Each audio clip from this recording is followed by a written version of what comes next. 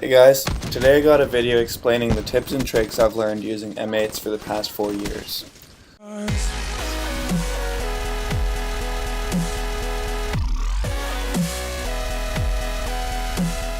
The Call of Duty M8 is actually based on a real weapon called the XM8, which was developed by Heckler & Koch in the late 90s for the US military. The project was cancelled, but the rifle is still used by extra-national special forces and private military companies around the world. The M8A7 in Black Ops 3 can feel like a very unreliable and connection-based gun. It's very popular because of its use in the competitive community, but it is a very high-risk, high-reward weapon. I'm going to teach you how to use it to its full potential. First, the class setup. ELO or red dot sight are mandatory for accuracy at long range. Stock is also required, for reasons I'll get into later in the video. The third attachment should either be quick draw or long barrel if you're playing on a large map. The M8 can be weakened by a bad connection to the host like any other gun, but that is not the main reason it feels inconsistent. It is very easy to become complacent with your aim when using the M8. Many people will sort of swipe the burst across the enemy, returning a hit marker. They'll repeat this several times, lose the gunfight, and cry, "What? He ate 3 bursts!" What really happened was they only actually hit the enemy with 1 bullet, or 2 bullets from each burst. The M8 is a 4-round burst weapon, but unlike the M8A1 from Black Ops 2, it has no 3-shot kill range, so accuracy is extremely important. If you can't consistently kill in 1 to 2 bursts, you would be killing faster using an automatic gun, even in ICR. The best way to build up confidence in your precision is to practice against bots. Radar on, recruit difficulty, whatever, they exist only as targets. Depleting 1 magazine lets you fire 8 bursts.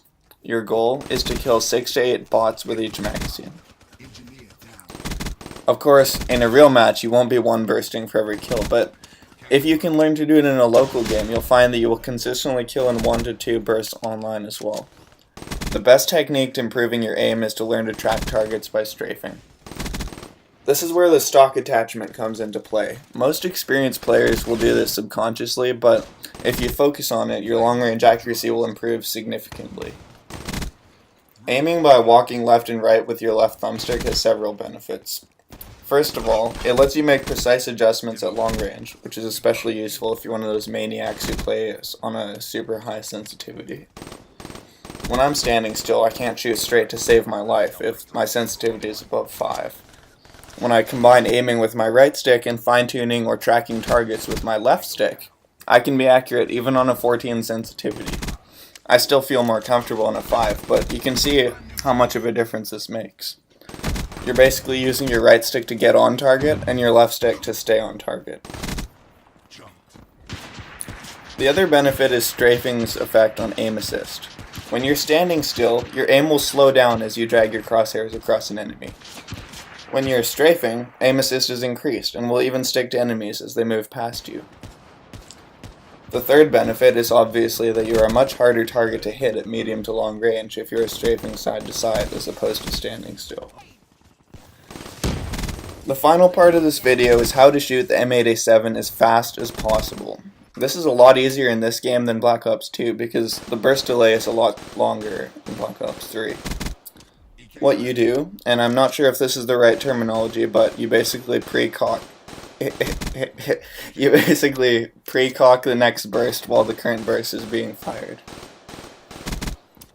You're going to hold down the trigger, then in the middle of the 4 bullets being fired, you're going to very quickly release and then continue depressing it. Now, as soon as the current burst is done firing, it will automatically fire the next burst as soon as possible. I'll show it in slow motion to make it easier to follow.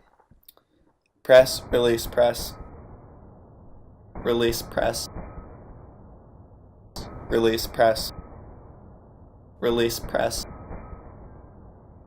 Release, press. Release, press. Release, press.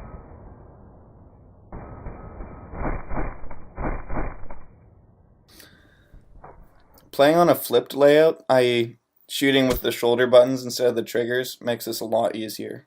Anyways, I think that's all the tips I have for you today. Of course, This video won't turn you into optic formal, but if you really practice these techniques, you'll notice a big difference.